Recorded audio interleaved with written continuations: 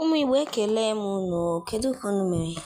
Ọ bụ nwaada Igbo na-ekwu, nwaada Ugochinyusi, ka onye chiri ya zere. Biko, ana m ekwu ihe na-ekwusi ike, ana m ekwu ya oge ọbụla na-ama ya ka ekwe.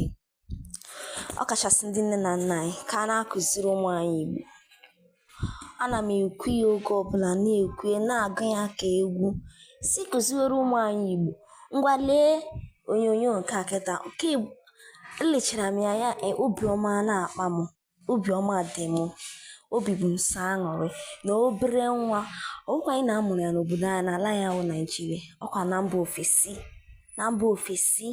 Nna ya gbalịrị nke ukwuu, eziokwu, nna ya agbalị n'ịka nwata na-asụ Igbo, na-anụ Igbo, asọrọ Igbo ọnụ ya. Ogologo ụkwa dị ya na ụka mgbede, ọ ya aka mma ka ijiri anya gị wee kirie ihe onyonyo a. Ọ ga-aka mma na iji anya gị kirie ya. Ngwa nee ya. Ga-agbanye ọkụ ga-agbanye ọkụ. Gbanyụọ. Good girl. Kọrọ onwe ya aka. Chiamaka, mgbe ga weta daibas gị.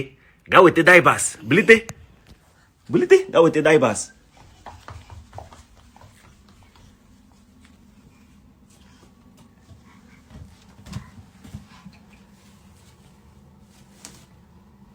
Nye m ya. Nye m ofu. Thank you. Weta ọzọ. Weta ofu ọzọ. Ngwa rituo. Were ya rituo.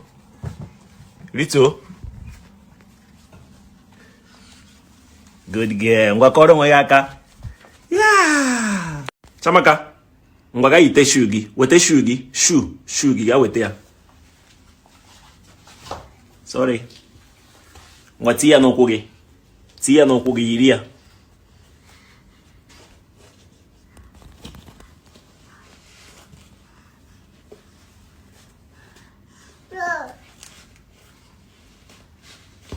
Good girl. Ngwa kọrọ onwe gị aka.